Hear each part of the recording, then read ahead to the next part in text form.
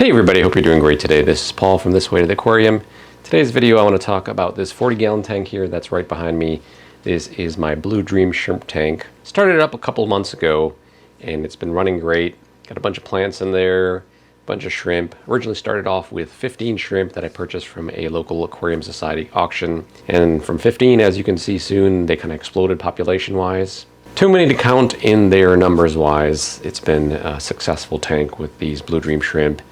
And I'll share a couple of tips too to help other people who want to keep shrimp and to do it successfully. These Neocaridina shrimp aren't something that you should just set up a brand new tank, very little maturity, maybe throw in some liquid bacteria in there and then expect them to thrive. With these shrimp, you should have a mature tank. So when I mean mature tank, it should be at least running a couple of months. Algae growing in there. Don't get rid of any algae. The shrimp love the algae. So in fact, with this tank, I had it up and running for, I want to say 1 to 2 months. And since I've seeded it with other tanks over here, I used an existing filter that came with some algae on it. And some of the plants that I also pulled from other tanks also had algae on it. I put those in this tank. So basically the tank was coated in algae. So before I put any shrimp in there, there was plenty of algae in there, plenty of biofilm in there, and that's what the shrimp love to eat, and that's what really helped them thrive. So having a mature tank is important, that it's been established, that you've got a good bacteria colony going in there, that you've got plenty of plants in there. So when it comes to the plants, I don't worry about the dead leaves in there because the shrimp love to eat the dead leaves. In fact, I purchased some snails from an online provider. They sent in along some extra dried leaves that the snails could eat, but I ended up using one of those leaves in the tank over here, and the shrimp love that, they enjoy it. They basically eat off the dead leaf material. That serves as food for them. So the tap water I get over here is hard water. It's got a lot of dissolved minerals in there which help. But I am supplementing this tank with calcium, and I do supplement with some plant fertilizer as well that helps boost the plant growth. When it comes to feeding, I don't feed them every day because there's plenty of food in there in terms of the biofilm that's in and on plants, in and on the rocks, decorations. And there's also plenty of algae in and around the tank too that the shrimp can munch on. So I do feed them periodically, and initially when I first got the 15 and I would drop in some food, they pretty much ignored it because there was so much algae in there and their preference was to eat the algae. But then as their population grew, we got more shrimp in there. And then I noticed as I put food in there, the shrimp would quickly swarm to the food. I'm going to show that here soon too. I'm going to drop some food in there and we'll see how quickly they swarm to the food, and they'll gobble it up pretty quick. So I have a couple different types of shrimp food that they all seem to enjoy. I've even put in fish flake, I've even put in fish pellets in there, and they gobble that up as well too. So it's overall a great, enjoyable tank. Right now I only have the Blue Dream shrimp in the tank and a couple of neorite snails. I've thought about putting fish in the future when the plants kind of grow out. There's some more hiding places for the shrimp, something tiny that won't eat the shrimp, but I'm still deciding on that. I haven't fully decided if I'm going to add any fish in there, because especially with the tiny shrimp, regardless of the fish, if they can fit it in their mouth, they're going to try and eat it. So let's take a look at the tank. So in the tank, I've got Anubias plants. I've got an Amazon sword in the back over there. The tank is definitely over-filtered. I've got 2 of these sponge filters over here. You can see that there's algae on that sponge filter over there, as well as this sponge filter over here. They've gobbled up the algae somewhat around these filters, and you can still see some algae growing on the sides of the tanks over here. So as I noted before,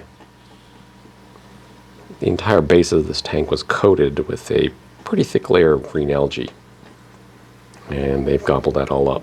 Got another larger Anubias plant over here.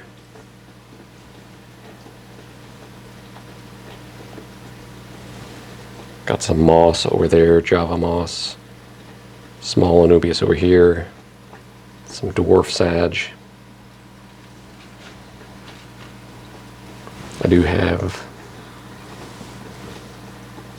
as you can see, the neorite snail in there. It's got a pretty shiny coat too on that neorite snail because the shrimp clean off the top of the snail shell, make sure there's no algae or anything else growing on it. So it looks pretty nice and clean. In fact, there's a couple of shrimp right now on the snail shell. So they get along together. I do have some I do have a piece of driftwood in this tank, which benefits both the snails as well as the shrimp.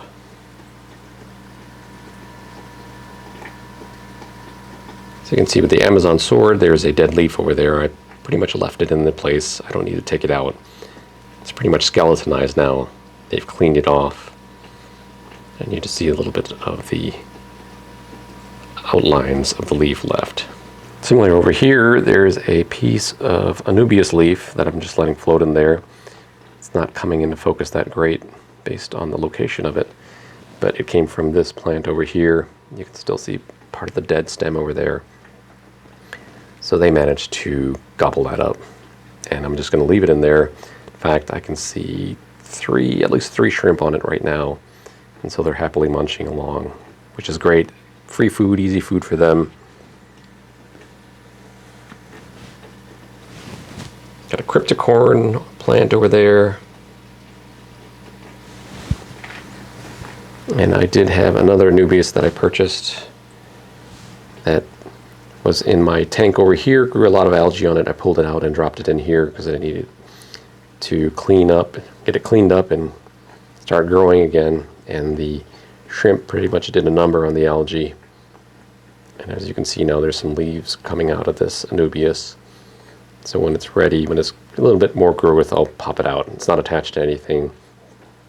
I'm just leaving it in there to grow out. Other plants I have in here include Java fern and Bucephalandra. A couple of Bucephalandra. There's a bunch over here and then a bunch over here. So in terms of lighting, I've got a Higher light on here. It's set on a timer. Gets about 8 hours of light. The tank is heated.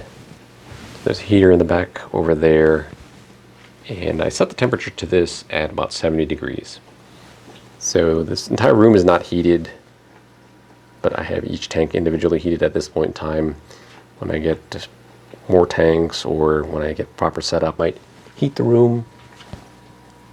But for now, I just heat this tank individually. So whereas my other tropical tanks, other tropical aquariums like this one over here, this grow out tank here, this one, they're usually at the 77, 78 degrees. This one is to 70 degrees.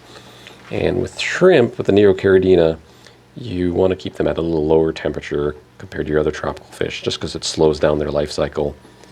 So the warmer the temps, then the faster their life cycle is, the quicker your shrimp will die out. So they're comfortable in this temperature over here, about 70 degrees. So I have no reason to mess with that. So these are the only two supplements I use for this tank. I use Aquarium Co-op Easy Green for plant fertilizer and the Seachem Reef Calcium just to bolster up the calcium in the tank. And that helps with the molting process for the shrimp.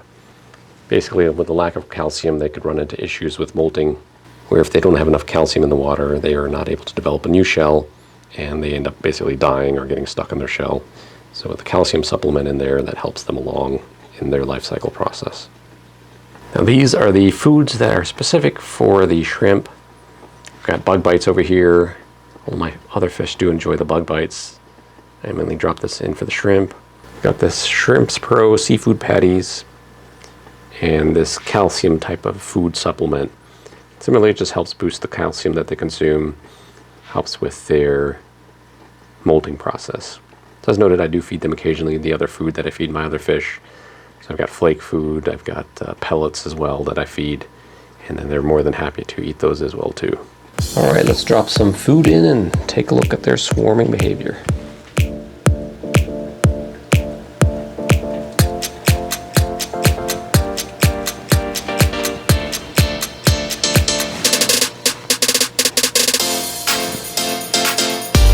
One piece made it down. Actually, there's a second piece right there. One going further back on the rock over there.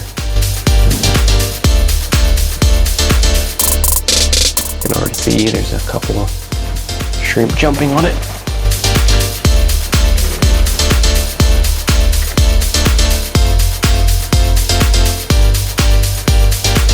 In the foreground here, there's hard to see by that driftwood, but they're eating a piece over there.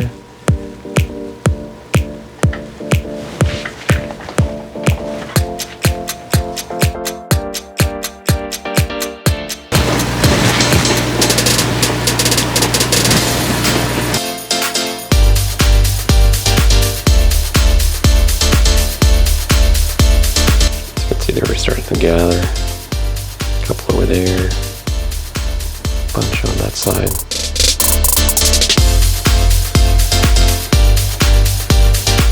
And you can see this shrimp quickly swarm around to get a piece of the food action.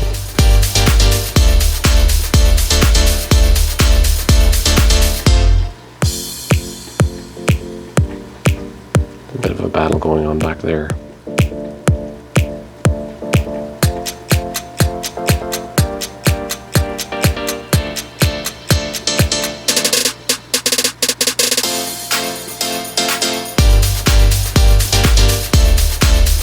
But even with this food, there's not any lack for the others.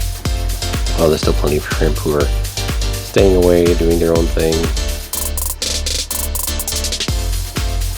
As you can see, there's plenty of food in and around the tank that nobody's left hungry in this tank.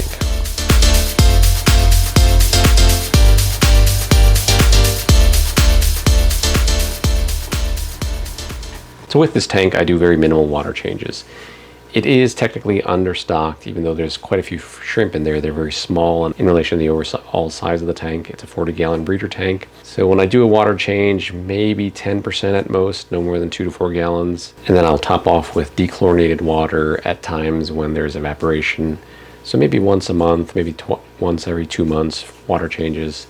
Being a low bioload in that tank, and the shrimp being a little more sensitive to water changes, you don't want to do a whole lot of water changes. So in my opinion, fewer water changes are better versus some of these other tanks where you have a lot of fish, you got a lot of bio waste, and you're feeding quite frequently. In those tanks, you do need to change water more frequently. But in this tank over here, especially with it being shrimp, I don't need to do as much water change wise. Now, with buying these shrimp, since I purchased them locally from a local breeder at a local auction, they are used to being in our aquarium water over here. So I don't do anything with my water other than dechlorinate it. I know there are some places where you go buy these shrimp from online and they recommend you do the whole reverse osmosis water, get rid of everything out of the water, and then add your minerals back in to build the best system for your shrimp. Now, in the case of those shrimp where you're buying online, that might be ideal, that might be the best thing to do. But I was looking for a little lower maintenance. I didn't want to invest in RO water system at this point in time. It's expensive, and as you can see over here, I've got a successful shrimp tank running a number of months now with local tap water, just dechlorinating and adding a couple supplements. I've been having no issues. So I'm going to keep this tank just with the Dream Blue shrimp. I do have an empty 10-gallon tank over here right next to me that I'm thinking of getting some other color of Neocaridina shrimp. We'll see about that in the future. So let me know your questions in the comments below. Do you have any questions about this tank over here? Or do you have any questions about keeping and raising Blue Dream Neocaridina shrimp? That's all for this video. Thank you for watching, and I'll see you in the next video.